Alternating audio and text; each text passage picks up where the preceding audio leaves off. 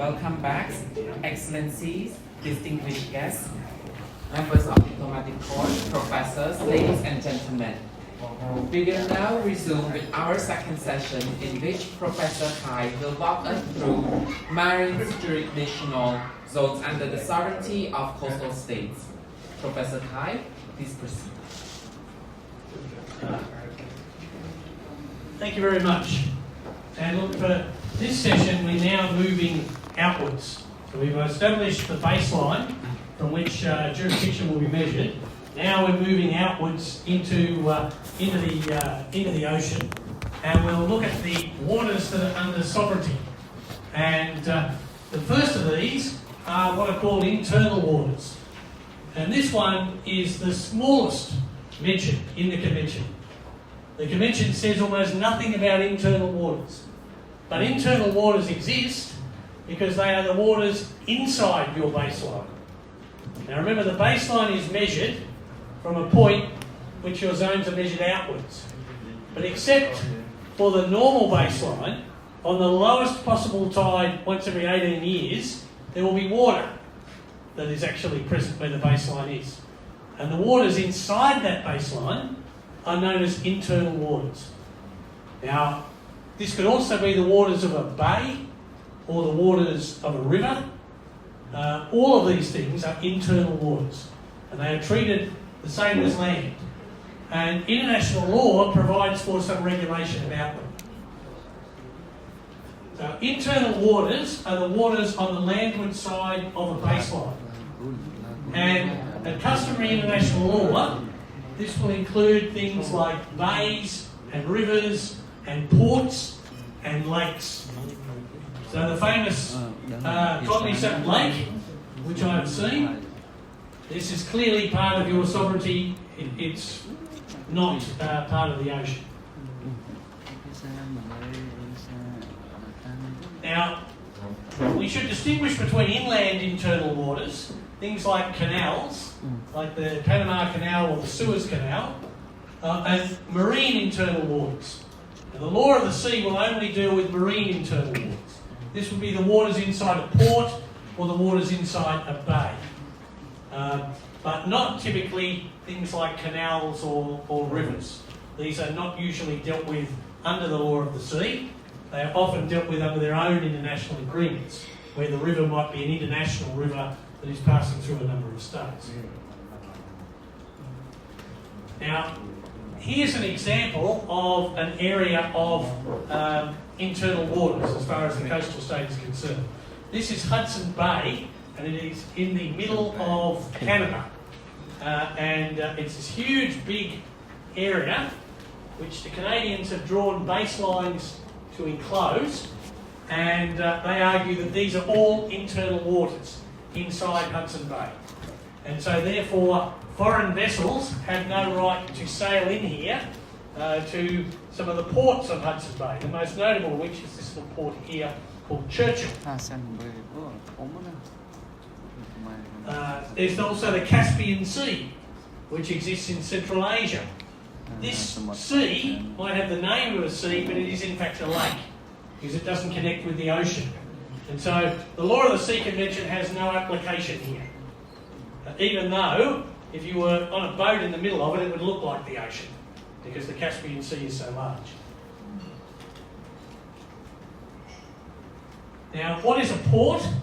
Well, a port will be an area in which ships can discharge cargo or passengers or both. And often a port will include areas of wharfage where a vessel can come in and discharge, but it can also include areas outside where the ships are obliged to wait until a wharf or a pier is available for it to be able to come in. And this has allowed states in their national legislation to declare what are called port limits, where it will consider that it can control activities in the port.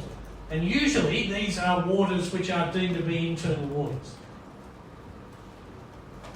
Now, this is a map of part of the coast of Australia, and this is the port of Brisbane, which Brisbane is the capital of the state of Queensland in Australia.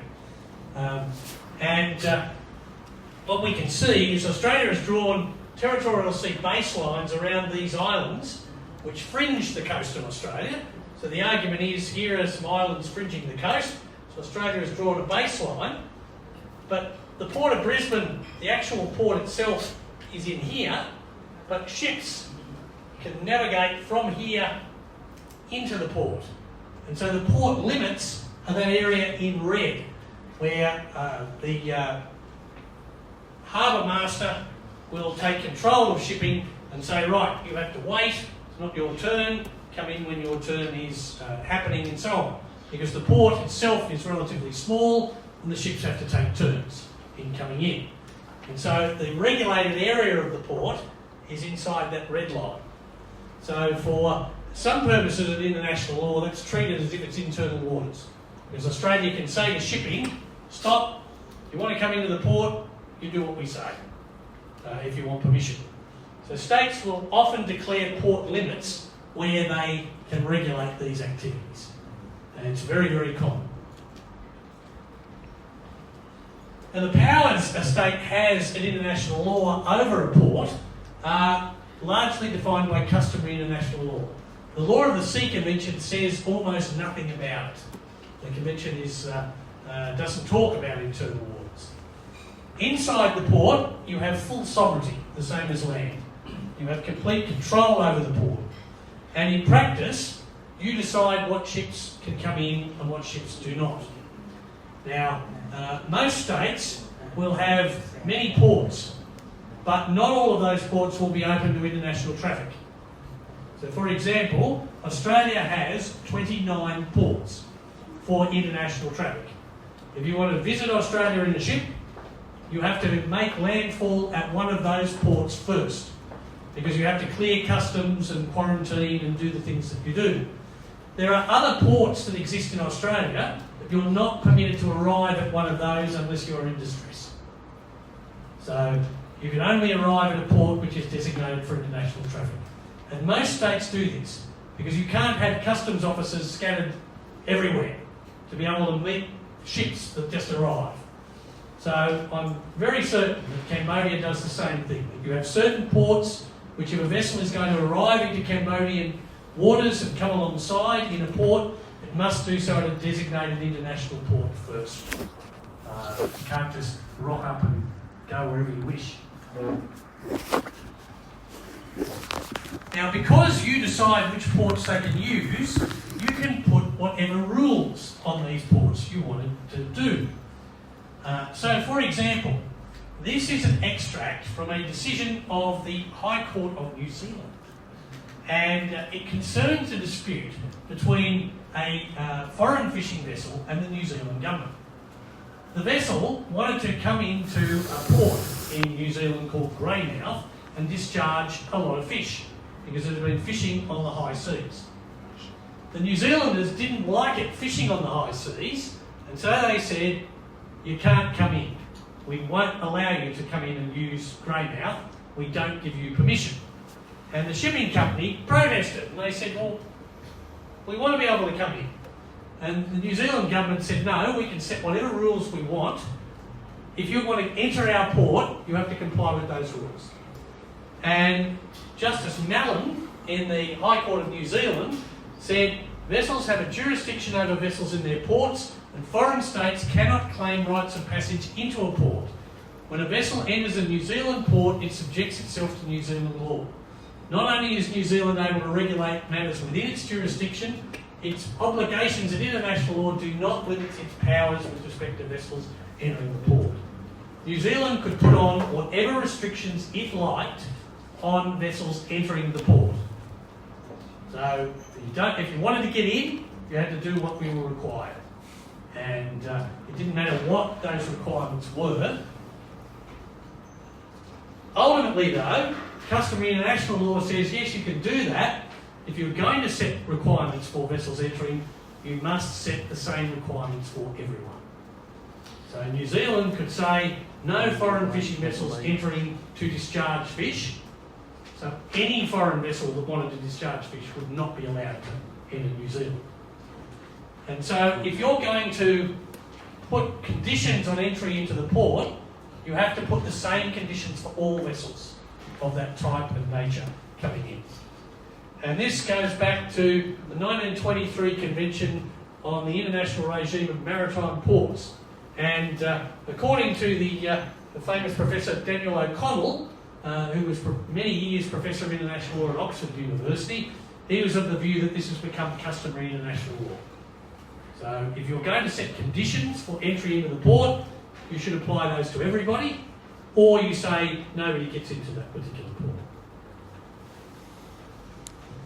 Now, often you want vessels coming into the port because it will generate economic activity.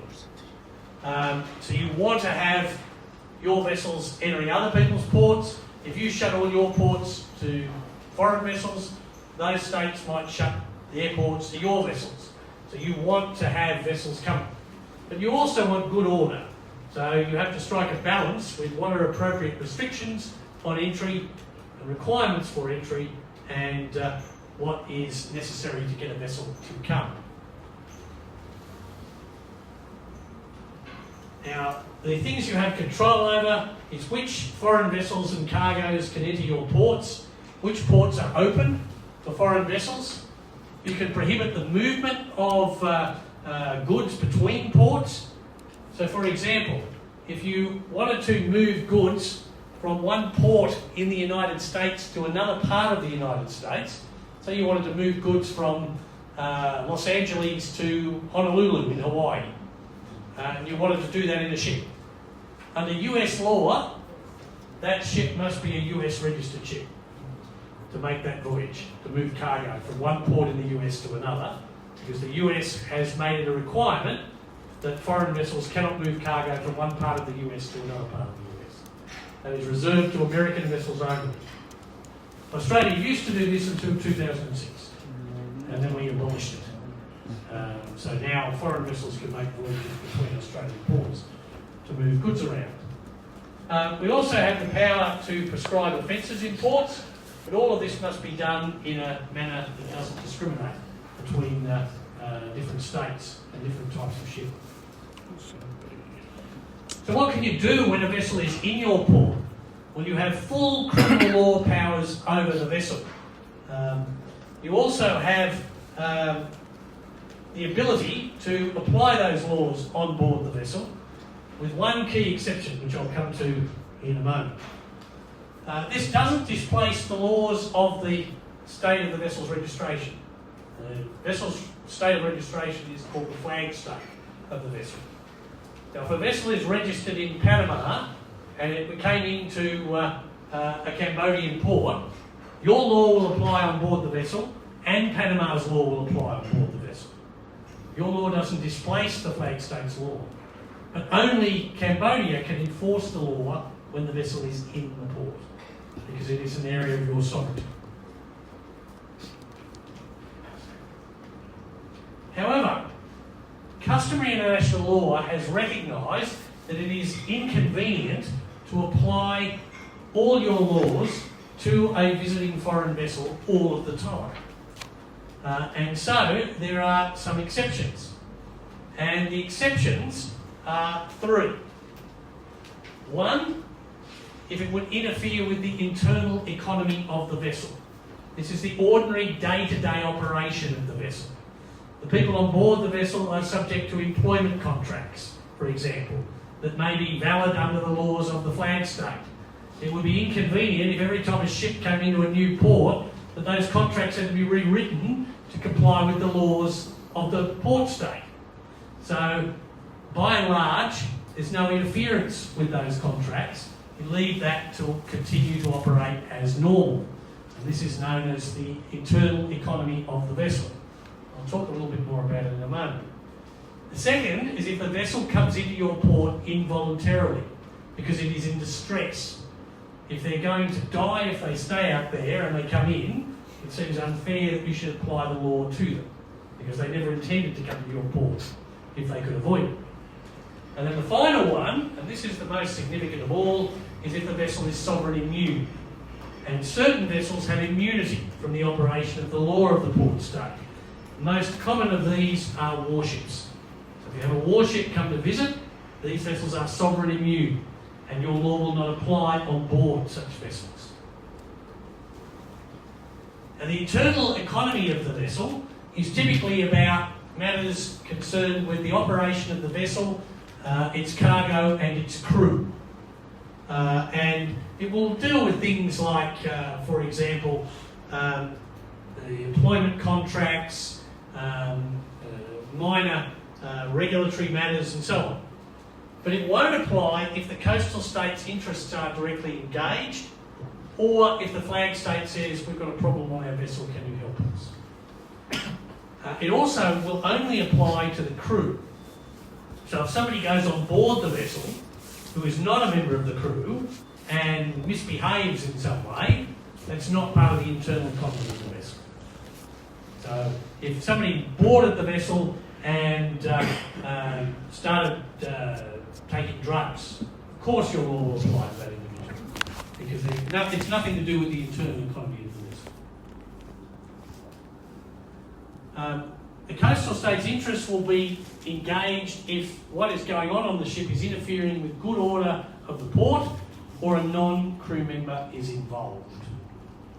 So that will happen from time to time, but mostly when a cargo vessel comes into your ports, the people who are on the vessel are the crew. They're going about their business in their ordinary way, and you would not seek to apply your laws to that circumstance in the ordinary course of events. If a flag state makes a request, though, your laws will apply. That could be from the flag state itself through diplomatic channels. It could be as a result of a consular request. These are often done if, say, somebody on board the ship was the victim of an assault. So if two people on the ship got into a serious fight and somebody pulls out a knife and goes, blah, stabs someone. Well, if that occurs, of course you want to apply the law to that, and the flag state is not going to be in a position to deal with it because the vessel is in your port. So it may be that the flag state, or indeed the master of the vessel, could get on the phone and say, help, help, there's been a stabbing on the ship, and then you board the vessel and you have instant jurisdiction. And it clearly isn't to do with the internal economy of the vessel, because it relates to a violent act, and clearly you have jurisdiction over it. This sort of thing doesn't happen often. Most people who are seafarers are law-abiding people. They don't get into silly fights, they don't do stupid things, but it will occur because people get bored, people get drunk and behave in a silly fashion. So it will occur from time to time. Now, if the vessel is in distress, it's also customary in international law, you will not apply your law to it. Now, the standard for this is this rather hilarious and very long quote of Sir William Scott in a case from 1809, which will give you an idea how old this law is. In it, it says the law will not be applied to a vessel that enters the port in distress. And he says it must be urgent distress. It must be something of grave necessity, such as is spoken of in our books, where a ship is said to be driven in by stress of weather. It is not sufficient to say it was done to avoid a little bad weather, or a consequence of foul winds. The danger must be such as to cause apprehension in the mind of an honest and firm man. Then again, the party that justifies the act upon the plea of distress, it must not be a distress which he has created for himself, by putting on board an insufficient quantity of water or of provisions for such a voyage. For there the distress is not part of the mechanism of the fraud. It cannot be set up and an excuse from it. What they're saying here is you've got to come in because you're terrified, because something very serious is about to happen to your vessel, and you can't have caused that. You can't be responsible to make it happen. So, say a typhoon is coming in, it's going to wreck the ship if the ship stays out, so the ship comes into port to hide from the typhoon. In those circumstances, while the ship is in your port, you do not apply your law to the ship, unless the ship does something to disturb the good order of your port. As soon as the threat of weather is gone, the ship is obliged to leave. And this is usually referred to in insurance terms as an act of God, and it must occur voluntarily where the ship makes a conscious decision to come in, and not where the vessel is towed in, but rather when the vessel is entered under its own power. There was a famous example of this with a vessel that was being used to transport slaves to the United States. The vessel, being an American flagged ship, could legally have slaves on board at this time in the 1840s, but under British law at the time, slavery was illegal. The vessel came into a port in the Bahamas, and British authorities boarded the vessel and released all the slaves. They said slavery is evil, we're not having this. And so the issue was, could they apply the law to it? Now, what happened was, when the vessel came in, the slaves had killed the master and taken over the ship. And the Americans were demanding the ship back and punishment of the slaves. And the British said, well, our law doesn't apply on board the vessel, and if all these people want to get off, that's perfectly fine. So the slaves all escaped. And this very famous case, saying that you don't interfere with the internal economy of the vessel, and if a vessel comes in distress, you don't apply your law to it. This rule, however, is problematic. Often states do not want damaged tankers coming into their ports, in case the tanker ruptures and spills oil everywhere. So there have been many instances in other parts of the world, happily not so much here, of states refusing access to damaged tankers. There are also issues not far from here in the Indian Ocean with respect to people jumping in boats and trying to get out of Myanmar and getting into Malaysia and Thailand and Indonesia and Bangladesh. And some states have tried to refuse access to vessels in these circumstances. The final category are vessels which are sovereign immune.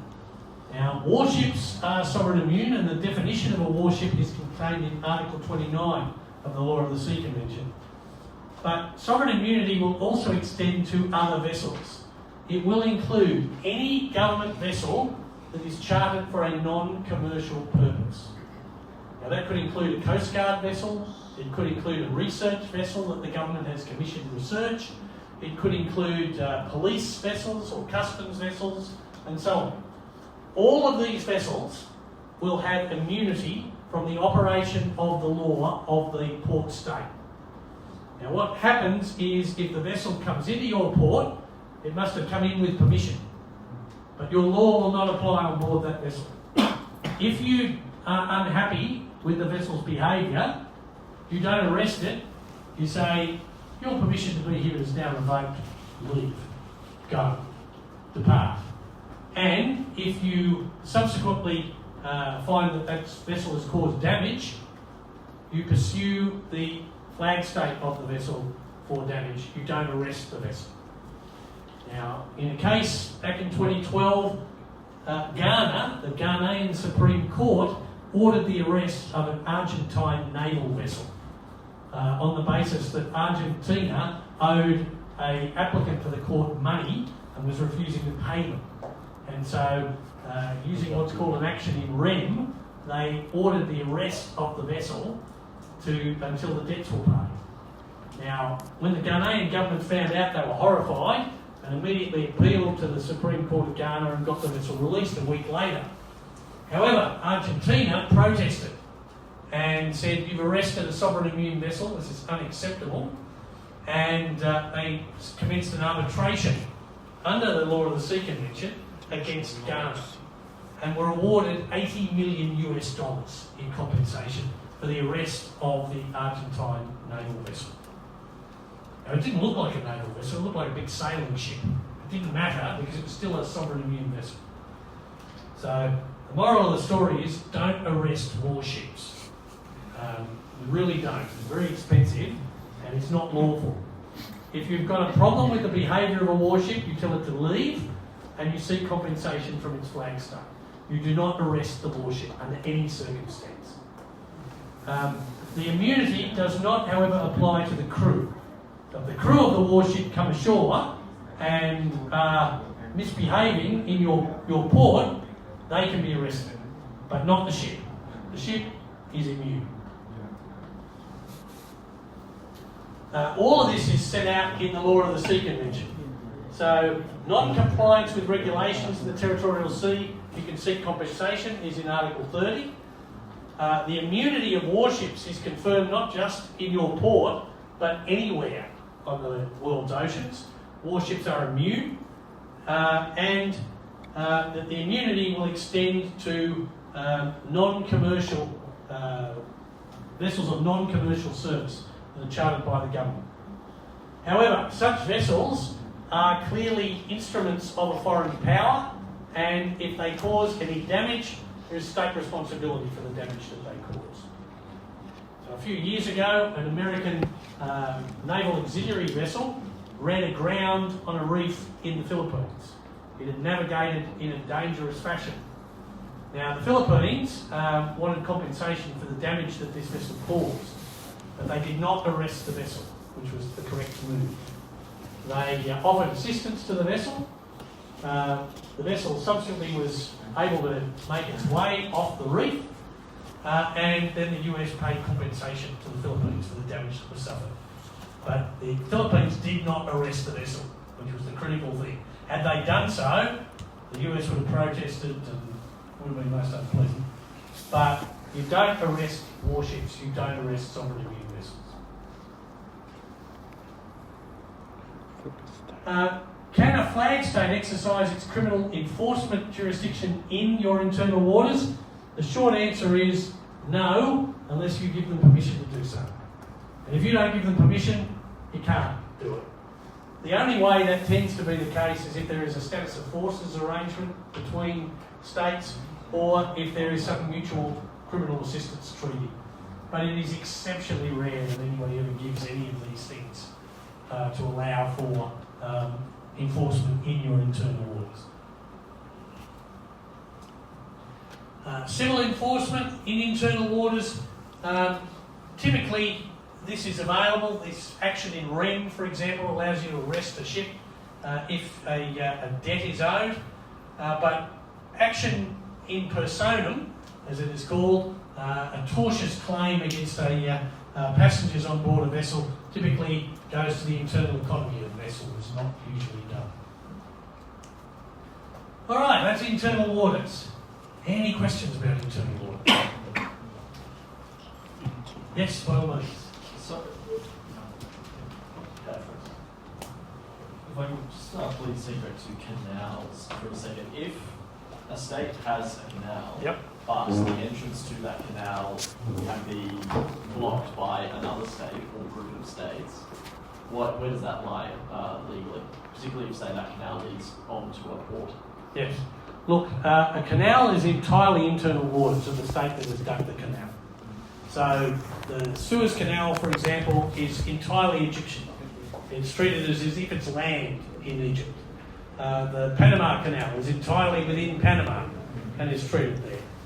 If a state were to try to block it, a foreign state, then they'd be doing so in the internal waters or territorial sea of a foreign state, and that's not lawful in the ordinary course of events. What if that sea was legitimately part of that second state or third state? It would have been a very silly place to put the canal. But in the ordinary course of events, we'll look at navigation through the territorial sea in a little while. It would be difficult to contrive of a situation where that sort of blockage was not permissible. The closest example I can give you is a dispute between Bosnia and Croatia. Now, you saw the baselines of Croatia running down the Croatian coast. What you couldn't see as clearly in that diagram is there's a tiny little piece of Bosnian coast inside those baselines.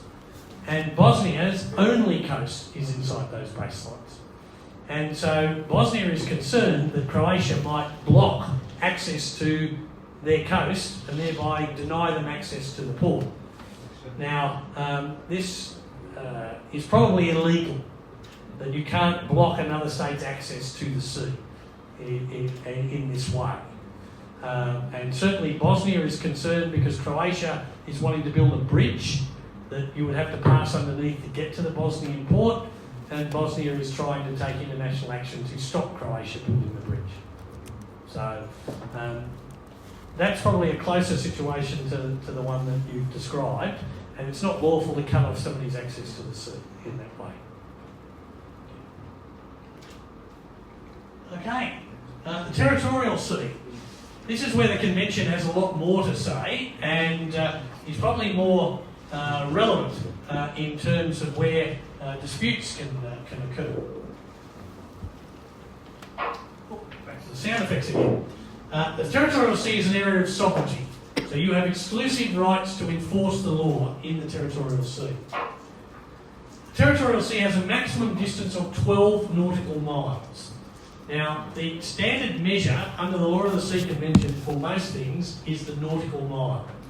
Does anybody know how big a nautical mile is? 152. Yes. The gentleman down here knows, because the magic number is 1.852 kilometres. So 1,852 metres is how long a nautical mile is. Now, a nautical mile is different to a statute mile. If you go to the United States, everybody's, how fast you're going is in miles. They're about 1.6 kilometres. But a nautical mile is 1.852. And unlike the statute mile, the nautical mile is an official standard measurement for measurement at sea. So it's an SI unit, same as a kilometre is on land. So you use it at sea and only at sea. Now the width is established in the Law of the Sea Convention as 12 nautical miles. The setting of 12 was one of the great debates of international law, and it went on for about 150 years as to how wide the territorial sea should be. Originally, it was set by how far you could fire a cannon, because that was the area you could bring under your sovereignty, because if anybody turned up, you could blow them to bits. However, people began to get better and better cannons, and the distance began to grow. And different states said their cannons were bigger than other states' cannons, and they wanted more territorial sea. And so eventually, the Law of the Sea Convention settles the distance at 12. Today, no state asserts a territorial sea beyond 12 nautical miles. About 30 states used to, but the Law of the Sea Convention has finally asserted a normative effect, so nobody asserts more than 12 anymore. You can have less, but very few states have less. Why have less when you can have more? That said, my state does have a territorial sea which in one place is less. In certain parts of the area near our boundary with Papua New Guinea, we agreed to limit our territorial sea to only 3 nautical miles wide. Not because of the boundary itself, but because they're in very enclosed waters. And Papua New Guinea agreed to limit its territorial sea to 3 nautical miles. Japan and the Republic of Korea have 3 nautical mile territorial seas in the Tsushima Straits between the Korean Peninsula and the Japanese archipelago. There are various reasons as to why they do that, but they have only a 3 nautical mile territorial sea in those areas. Cambodia, you have 12, and that's fine. Nobody says that's wrong in any way. If you decided to make it less, you could. I don't know why you would. 12 is fine. Your territorial sea is not the same as your internal waters. People can enter your ports, your internal waters, with permission, and only with permission. But they can enter your territorial sea without having the same permission, provided they comply with what is known as a right of innocent passage. And the territorial sea is measured from the territorial sea baseline, which we've already discussed before the break. And of course it's generated by land. Now, innocent passage is a very old term, and it was dealt with by the very first case of the International Court of Justice at the end of the Second World War. and it involved the passage between this island and the mainland that you can see there.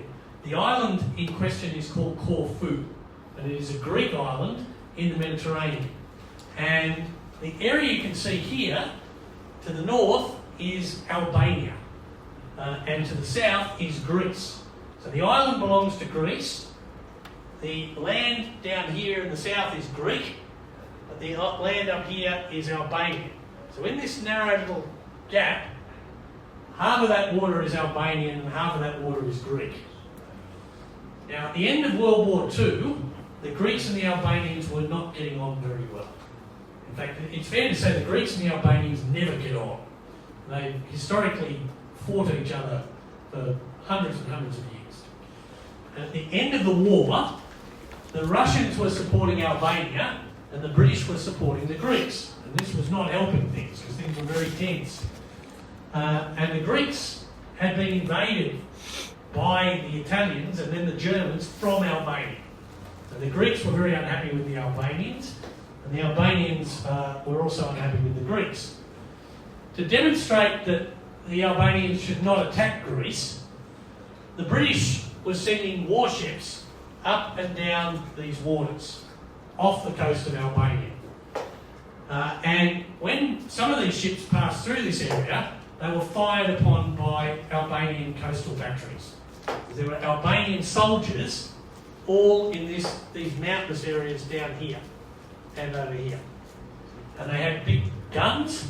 They saw the British ships and they fired at them. They didn't hit them, they fired at the ships. So the British kept coming back, backwards and forwards. Now in May 1946, the Albanian shore batteries fire at the Royal Navy ships. But then in October 1946, 4 British warships sailed through that channel and 2 of them hit mines that are floating in the channel. As a result, 45 sailors are killed and 42 are injured. After this incident, the Royal Navy turns up with an aircraft carrier, half a dozen cruisers and 20 minesweepers, and they sweep the channel and they find mines. And the mines are new. There is no sea growth on them. They've been in the water less than 6 weeks. So they're not leftover German mines from the war.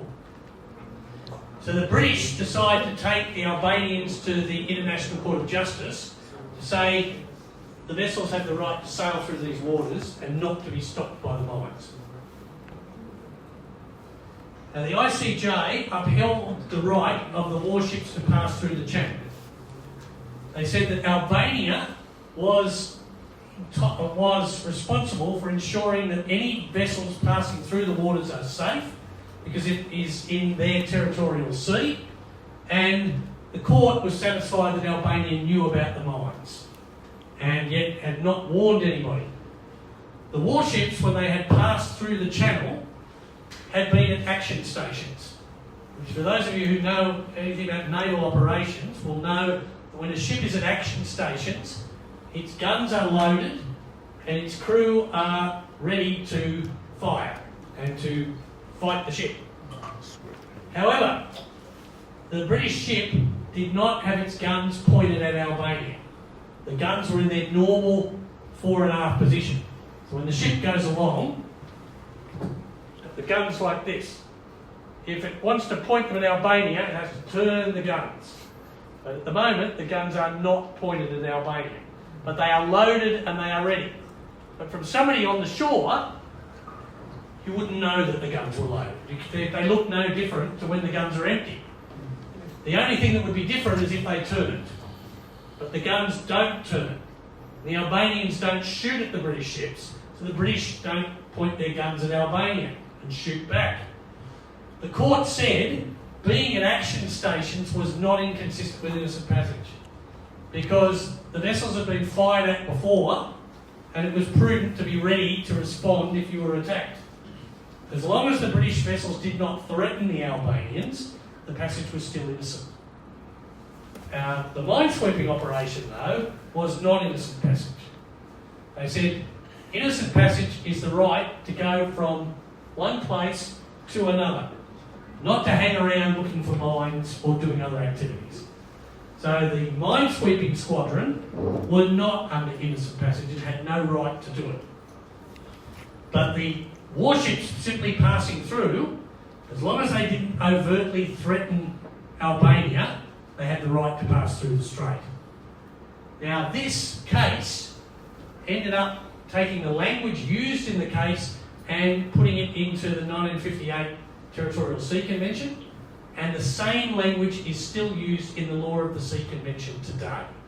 So this case, the language used by the court, the exact same language, is incorporated into the Law of the Sea Convention. So there is a common thread from the Corfu Channel case right through to international law today. So this would indicate that a warship has a right of innocent passage. Even a warship that is ready to fight has a right of innocent passage as long as it doesn't threaten the coastal state. And this is a case called the Corfu Channel case from 1949. Now the language used found its way into the 1958 Convention, and today it's in Part 2 of the Law of the Sea Convention. So what does the Law of the Sea Convention say today? An innocent passage can include if somebody is coming to visit your port with permission or not. So a vessel will be under innocent passage through the territorial sea. If it has permission to visit your port, it can come in, leaves the port, it continues under innocent passage. If it doesn't have permission, it can still pass through the territorial sea. Innocent passage is dealt with in detail in the Law of the Sea Convention. Article 18 says that a vessel under innocent passage must be continuous and expeditious. And this is consistent with the Corfu Channel case. The minesweepers were not passing through in a continuous way. They were stopping, pulling out the mines. That's not acceptable. And expeditious means you should do a good speed. You should go quickly. Not necessarily at breakneck speed, but you should do a speed for which your vessel is capable, not at a lesser speed. If your vessel normally cruises at, say, 10 knots, then you should do 10 knots, if you can do so safely. If your vessel normally cruises at 10 knots, you don't go along at 3 knots, because it's too slow, it's not expeditious.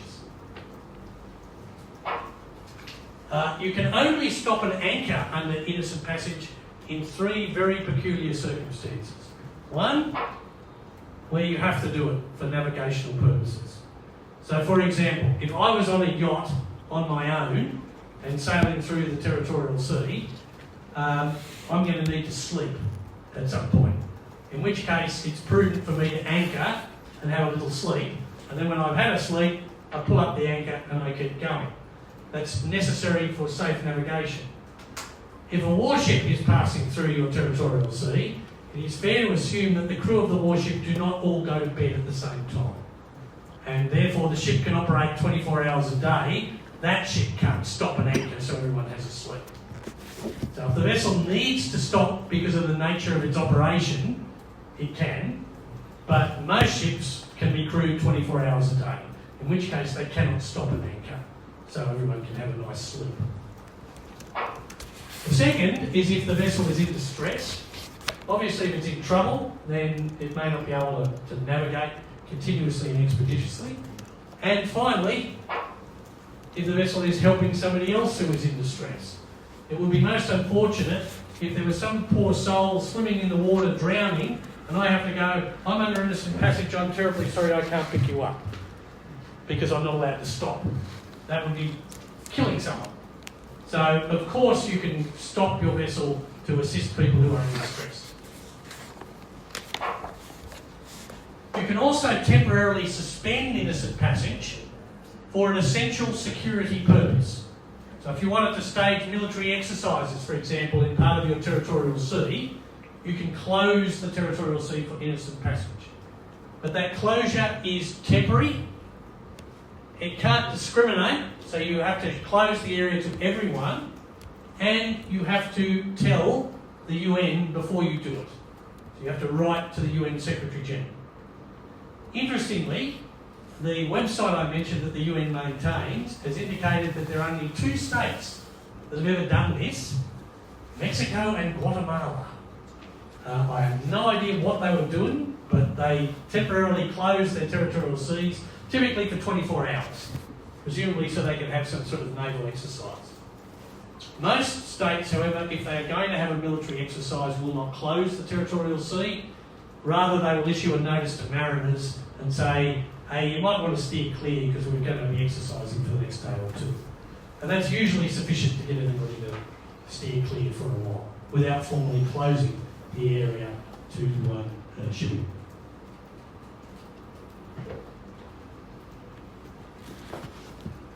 Now, innocent passage also has to not be prejudicial to the peace, good order and security of the coastal state.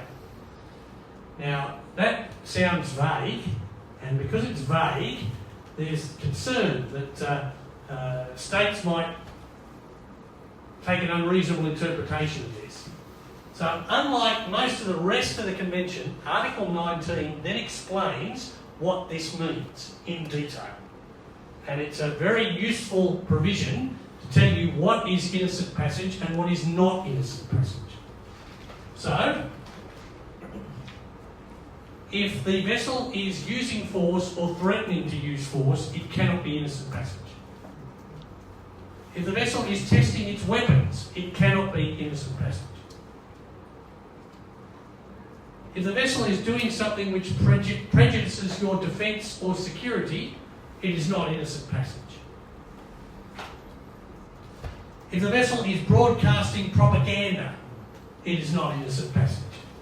So if you were sailing up and down off the coast of North Korea and said, Chairman Kim Jong-un has a bad haircut and you shouldn't keep him as your president, you can't broadcast that. That's propaganda. So, not that I'm sure anybody would, it would be very rude, but you can't broadcast propaganda into another state. You can't launch or land aircraft or any military device. Now this is interesting, because although this was drafted in the 1970s, people already had figured out that drones might be a thing one day. And so you can't launch or land a military drone on a vessel, and that be consistent with innocent passage. So if a warship is under innocent passage, they can't decide to take a nice picture of the warship from up in the sky, because that would be launching a military drone. That's not acceptable. You can't break the fiscal, immigration, sanitary or customs regulations of the coastal state. So the vessel can't be engaged in any form of smuggling or that sort of activity. The vessel cannot be willfully polluting. So they cannot be tipping their garbage into the sea or pumping out oil into the sea or doing something like that. And the vessel cannot be fishing. So fishing is inconsistent with innocent passage. It doesn't matter that the master wants a fish dinner on the table for dinner. Forget it. You need the permission of the coastal state to do that, or it is not innocent passage. You can't undertake research or survey activity.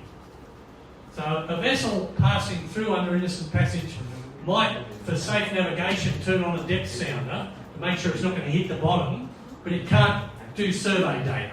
It can't go up and down charting a channel, for example. And you can't interfere with local communications. And then you're looking at this list and thinking, I'm pretty clever. I'm sure I can come up with something that will get around all of this. And the answer is, no, you're not. Because the last one is a catch-all. Any activity that does not have a direct bearing on you sailing through the waters. So, in essence, innocent passage allows you to sail from one place to another, doing the absolute minimum of things that you need to do that safely. And all of this is outlawed. You can't do it. So, if a vessel turns up and they're running fishing lines, or they're engaged in survey, or they're firing off weapons because they want to test the weapons, all of that is inconsistent with innocent passage. This list is a solid list. and it's quite detailed. It would be lovely if the convention went into this detail in other places, but in this instance it's done a good job, and this list is pretty clear. But none of that says, oh, if it's a foreign warship, it's not allowed to. So as long as the warship is passing through, not threatening, not engaging in weapons testing or acts that are prejudicial to the defence or security of the coastal state, the vessel can simply pass through. Now, submarines are a special case, and submariners are very strange people.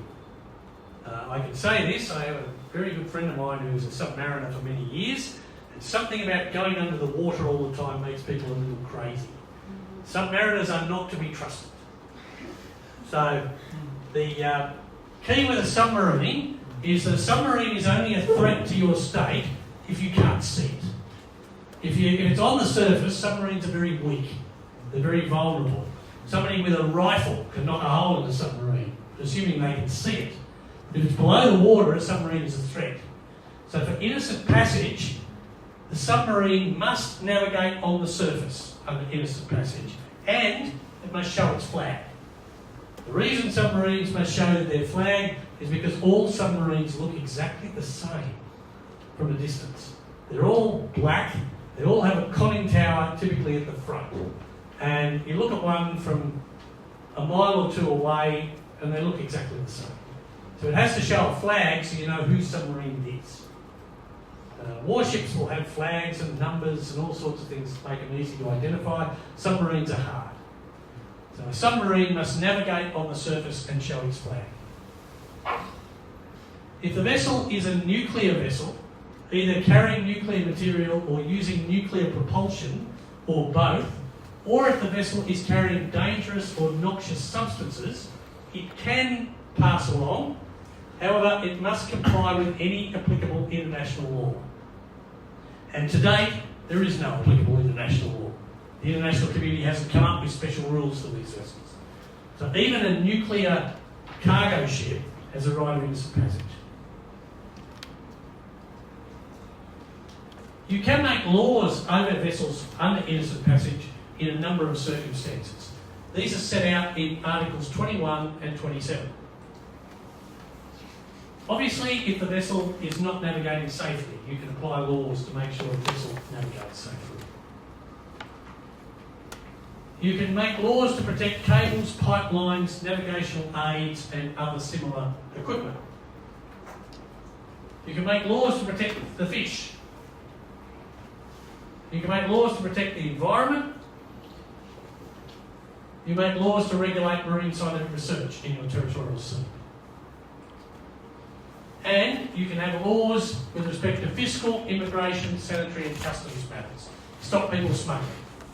Not smuggling just people, but goods and drugs and tobacco and all the things that people like to smuggle. You also get a criminal jurisdiction over the vessel. And this is a general criminal jurisdiction outside of those other subjects. You can do it if the master of the vessel says, help. So if the master says, hey, I've got a crazy guy here with an axe, he's trying to kill everybody, can you help us? Your criminal law will apply to that vessel under innocent passage.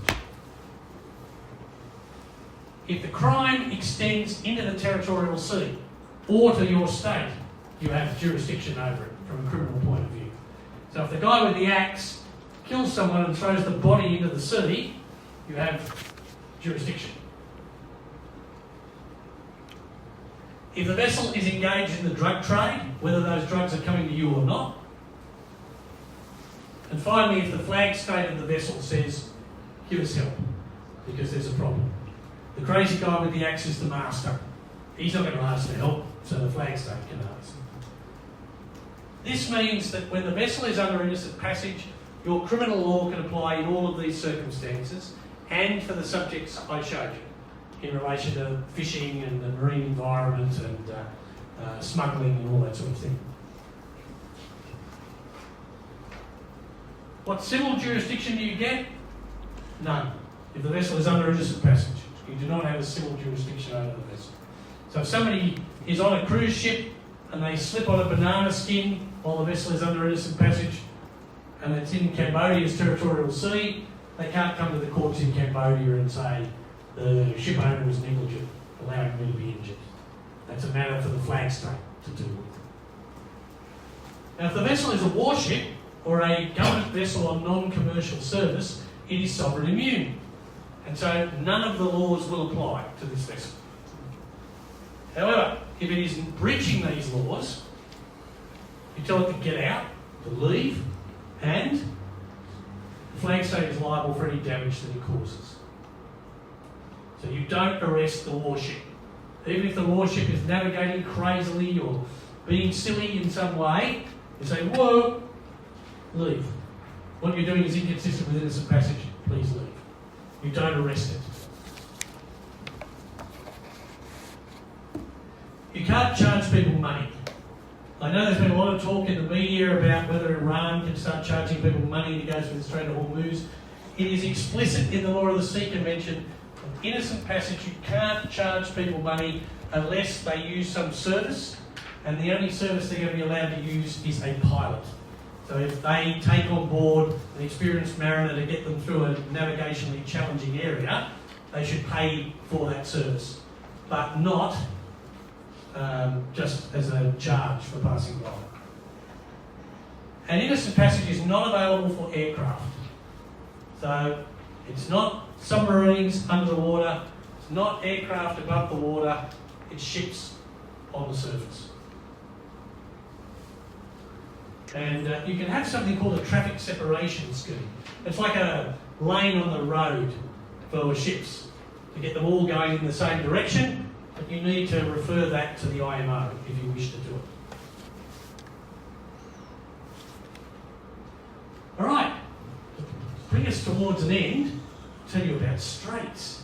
And this one's very relevant given what's been happening in the Middle East. Now, straits are areas of ocean which are very, very important because they are narrow and vessels must pass through them to get to where they want to go. Now, what we're going to do is the Law of the Sea Convention defines what these straits are, sets up a passage regime for them called transit passage, and we will see how this works and why what's been happening in the Middle East has been problematic. Now, an international strait is defined in Article 37. And basically, it's an area of territorial sea that you must go through if you want to get from the high seas or EEZ on one side to the high seas or EEZ on the other. Now, are there lots of examples of these around the world? The answer is yes, there are heaps of them. And here are some names. This one may be vaguely familiar.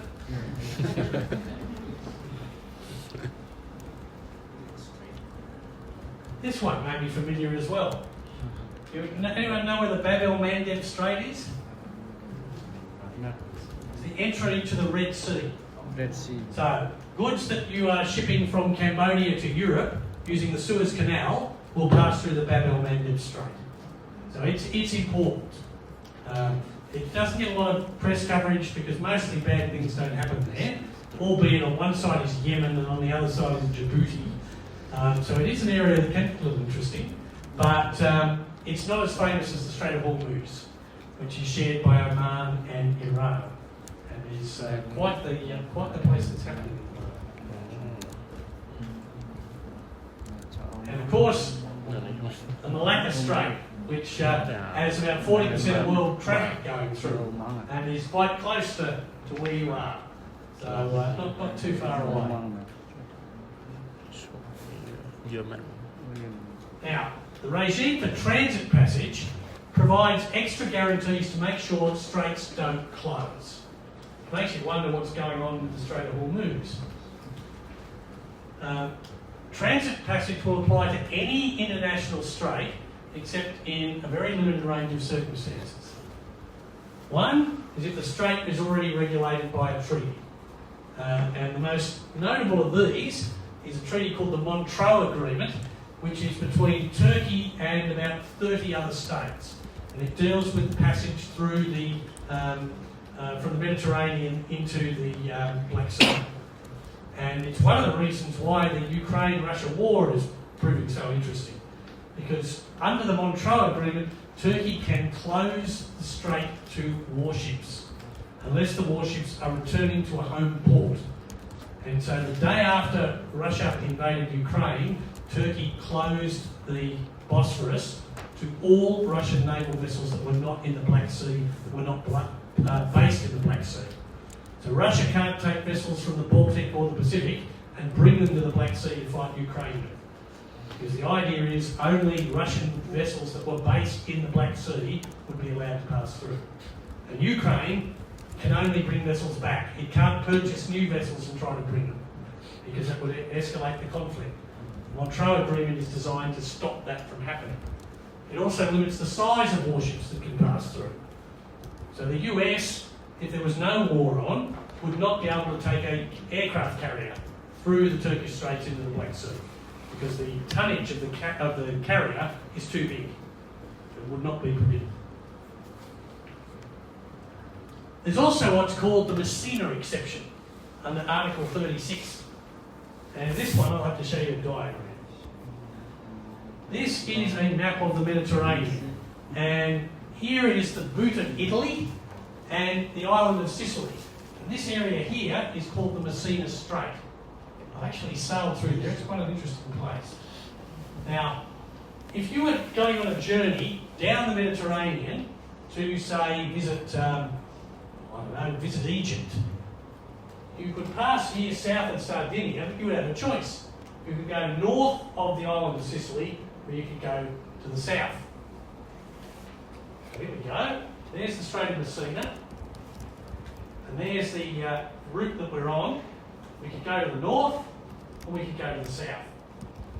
Transit passage should apply to an international strait, and that's an international strait. But it doesn't apply to this one, because you could just as easily go south and never use the Strait of Messina. There's an alternate route. And if there is an alternate route that is not hugely long, then transit passage will not apply. Innocent passage will apply in the Strait of Messina, not transit passage.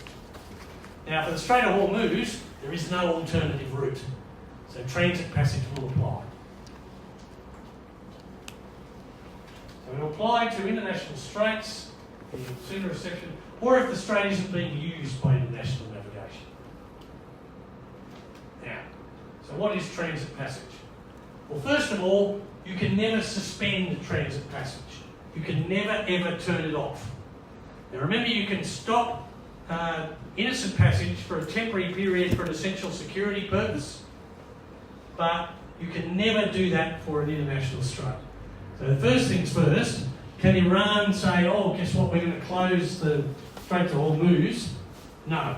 Article 44 makes it clear it can never be closed. Second, you can't hamper passage. You can't stop passage taking place through there.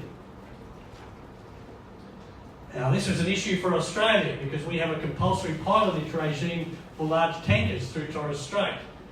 And the only way that could be valid is if a tanker passes through Torres Strait, Australia will not arrest the tanker.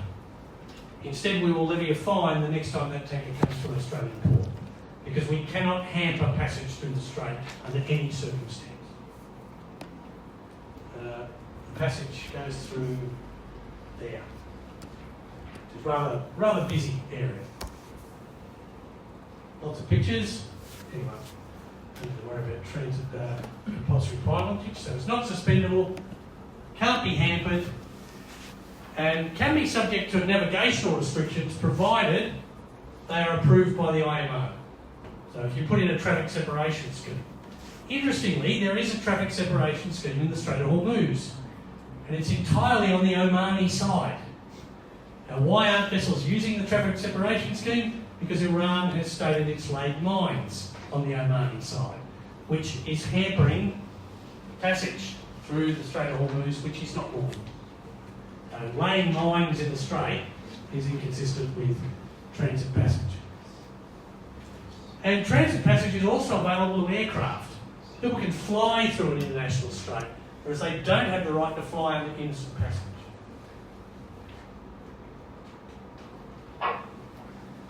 Now the passage must be continuous and expeditious, although you can visit a port along the strait if you have permission. And the ships must proceed without delay and refrain from the threat or use of force and use their normal mode of transit. This is much less than Article 19.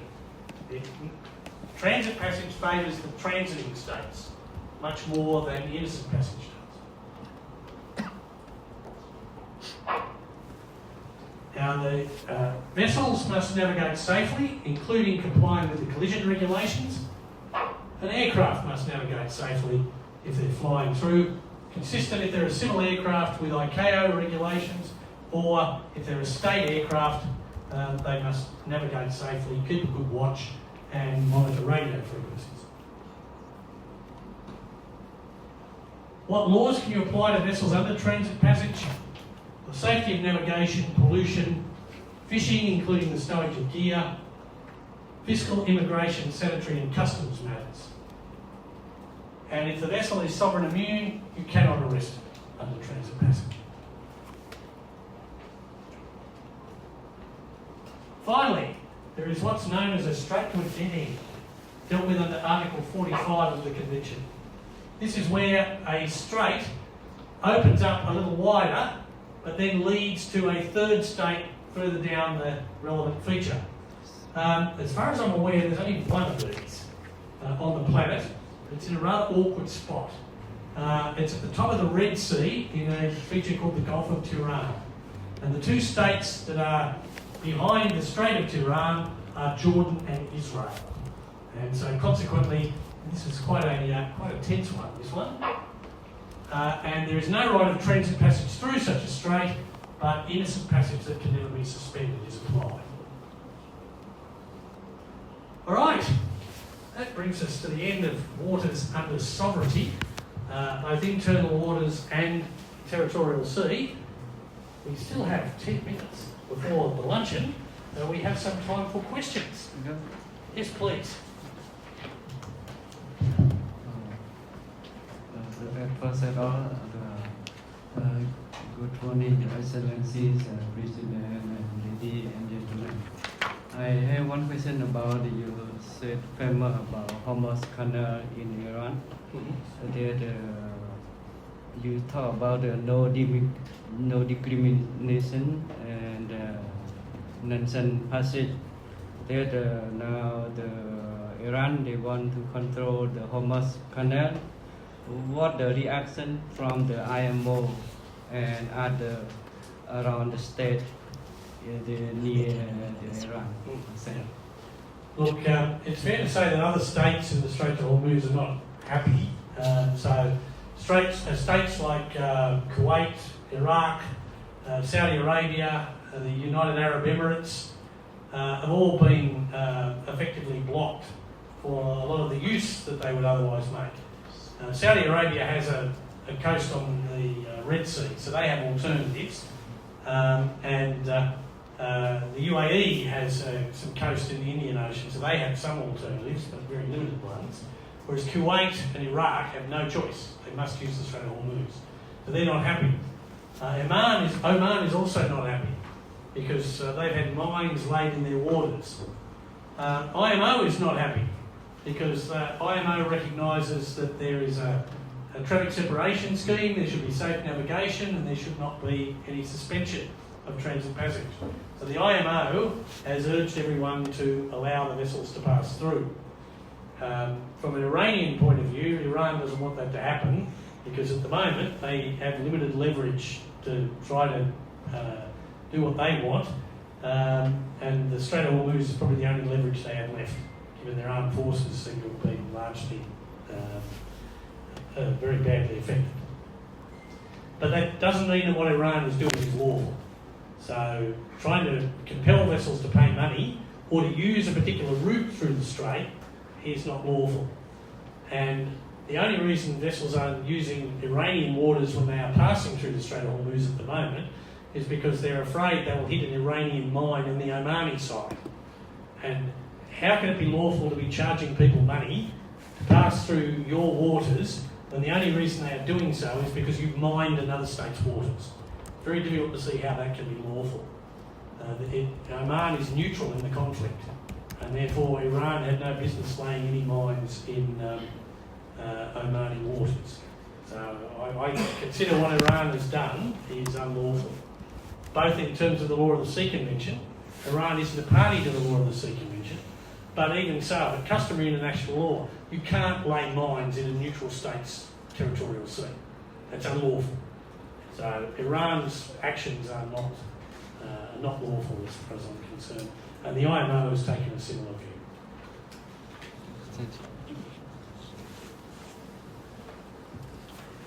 Thank you, Professor. I have one more question related to the you have said about the Corfu cases between the UK and Albania. So does the sovereignty immunities of the warship weaken the abilities of coastal state on criminal law? And to clarify this, can you also share that what the sovereign immunity apply to all the zones of the maritime zone, or especially only for the high seas? The immunity applies everywhere for a sovereign immune vessel. Even if the vessel is in your port, it is immune. So when the vessel is alongside in a Cambodian port, if it is a foreign naval ship, you can't apply your law on board the vessel. And if you try, they'll politely refuse and say, no, we won't let you on board. If you don't like that situation, don't invite them or tell them to leave. But you can't infringe their immunity. And this is true for your ships. So if one of your ships goes on a port visit, say you take one of your warships and you go down and you visit Malaysia, your vessel will be sovereign immune in the Malaysian port. It can't be interfered with there. If the Malaysians don't like your behaviour, they can say, please leave, and then you should leave. But they can't arrest your vessel, and you can't arrest their vessel. There's even a famous case in the US Supreme Court in the very beginning of the 19th century called McFadden and the Schooner Exchange.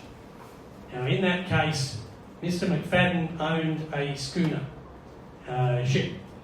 And during the war between the British and the French Navy seized Mr.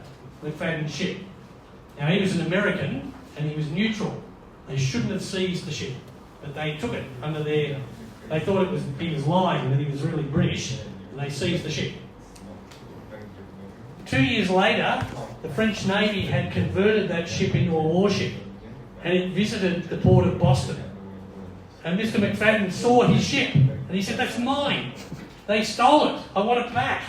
And so he went to the Supreme Court in America and said, the French wrongfully seized that vessel. And the French government's argument was, it's a French warship, it's immune. You can't apply your law to it.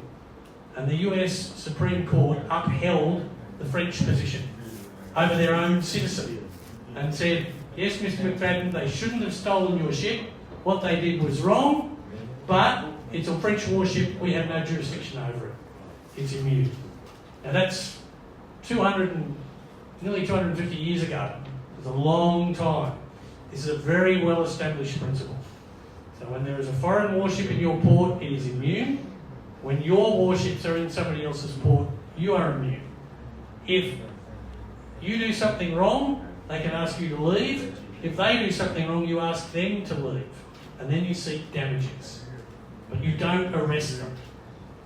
The only time you can arrest a foreign warship is during a naval war if the warship violates your neutrality and doesn't leave.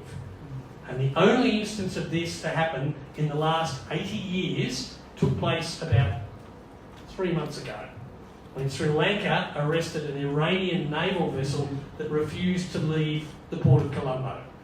Because an Iranian warship had left Sri Lanka and had been sunk, and the tanker that had accompanied that warship, they were terrified that if they left, they were going to get sunk. So they told the Sri Lankan authorities, we're not leaving. And so the Sri Lankans said, if you don't leave within 24 hours, we will arrest your vessel under the law of naval warfare. you breached the laws with respect to neutrality, and the Iranians said fine, and the Sri Lankans arrested the vessel. When the war between Iran and the United States ends, the Sri Lankans give the vessel back immediately. They don't get to keep it, so it's not strictly an arrest in the traditional sense. It's basically kept out of the fight until the war is over. But that is literally the only time you can ever arrest a foreign warship. The only time. And it's only ever happened once in the last 80 years. And the Sri Lankans, to their credit, did everything exactly as the law requires, and Iran understood this, and the US understood it as well. The US didn't sail into Sri Lankan waters and blow the vessel up or anything else. That would have violated Sri Lanka's neutrality. So instead, it just sits there now in Colombo. I was in Colombo about 3 weeks ago, and I saw it. So, yeah, I didn't take any pictures though. It's not a good idea to take pictures of foreign warships. Yeah. But I hope it makes it clear. Obviously, if you don't want vessels that are immune from your laws coming into your ports, don't invite foreign warships to come and visit you. But if you are going to have them visit, understand that the vessel will be immune. But the crew, when they get off the vessel, are not immune. So if a member of the crew comes off the vessel and they rob a bank, say they're going to Sihanoukville and they rob a bank in Sihanoukville, of course you can arrest the crew member. But not if the crew member makes it back to the ship. Then you'll have to ask them to hand the person over. And most states at that point will hand the sailor over and say, yeah, you've been very naughty. Of course he should be arrested. But for example, when they arrive at cruise, but how the ship can send to the flag state or other company?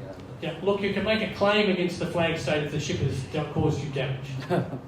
And under the law of the sea, you can use Part 15 and commence a case against them if they cause that harm. And it's attributable to the state because it's a sovereign immune ship.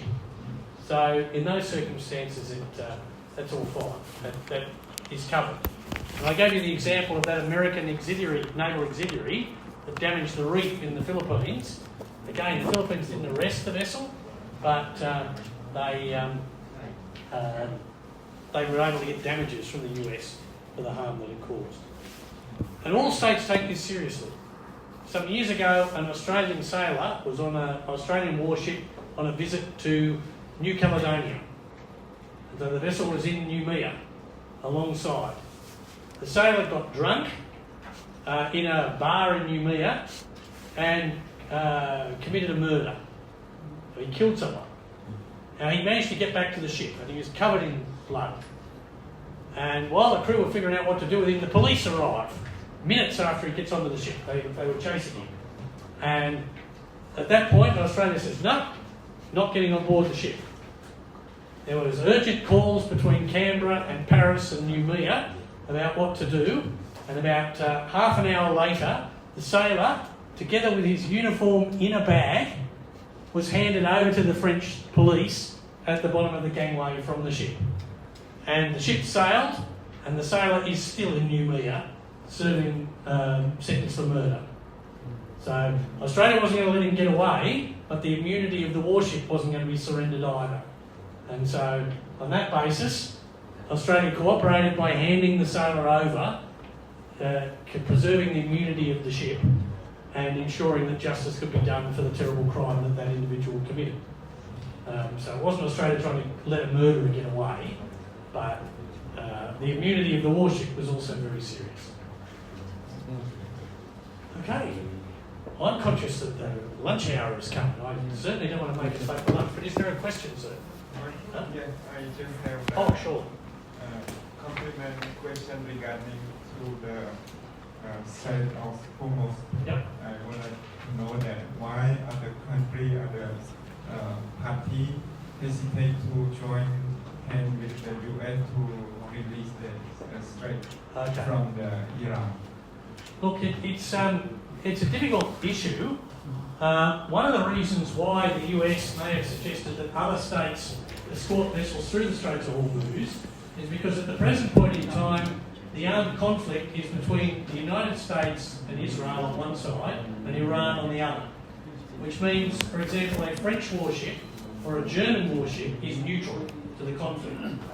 And so one of the advantages with having, say, a German warship escort vessels through the strait is that they would be under the protection of a neutral warship, and therefore Iran should not attack them. Whereas if they were under the escort of a US warship, Iran would be entitled to attack the vessels because they are under the protection of a belligerent state to the conflict. So one of the reasons why the US may have been suggesting that other states escort vessels through would be to benefit from their neutrality. Because Iran at the moment can only attack American or Israeli warships or American or Israeli flagged commercial vessels. They can't attack other neutral shipping. However, that's not going to solve the problem.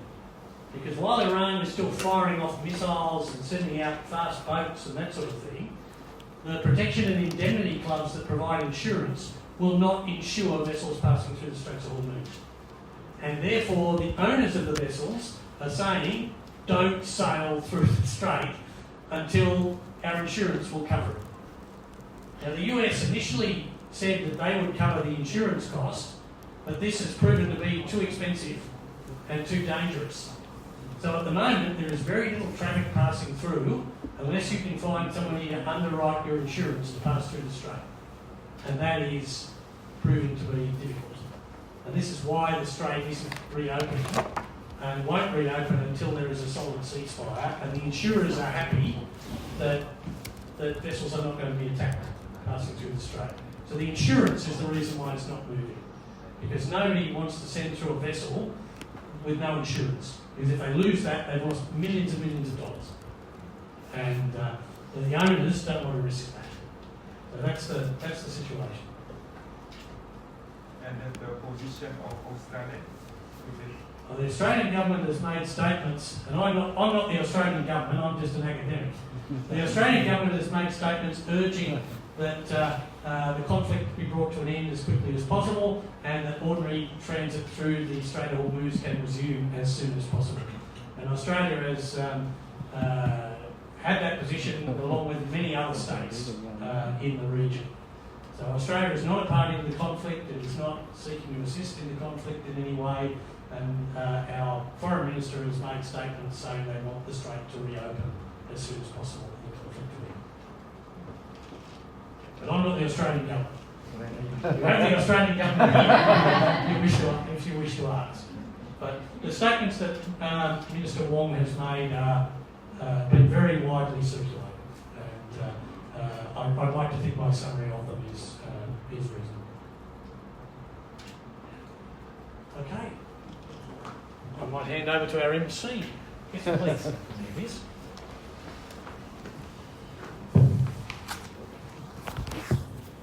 Thank you so much, Professor, for these informative sessions. Excellencies, distinguished guests, ladies and gentlemen, before we break for lunch, we would like to take a moment for our official group photograph. First, may I kindly invite Professor to be seated. And at the same time, may I kindly invite Excellencies, distinguished guests, to join us for the group photo sessions, and our photographer will guide you accordingly. Thank you.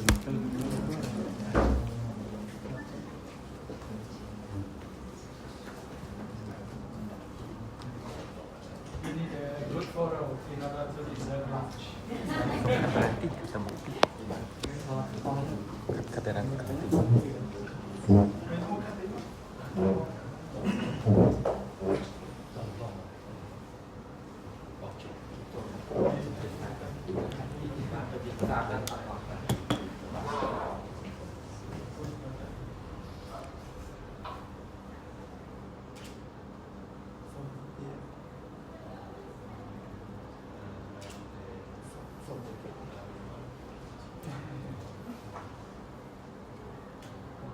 One, two, three. One, two.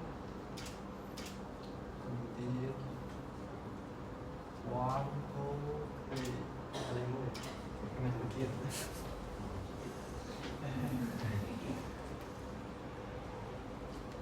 One, two, three. Indeed. Thank you. Excellencies, ladies and gentlemen, we will now break for lunch. Please enjoy the meal on the 10th floor, and we look forward to welcoming you back at 1:40 p.m. at this afternoon session. Thank you.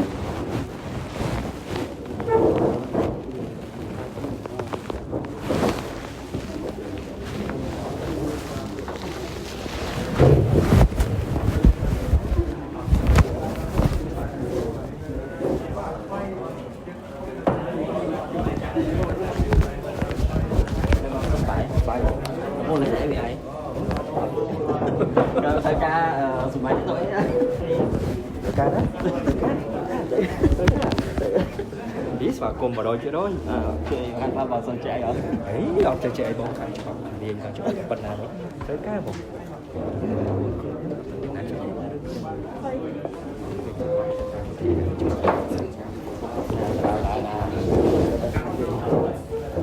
Đó thế, bạn ăn đấy cà phê.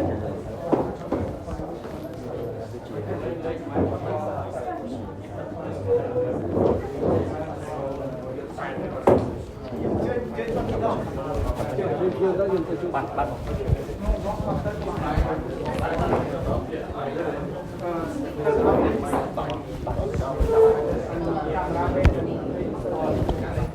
Chơi.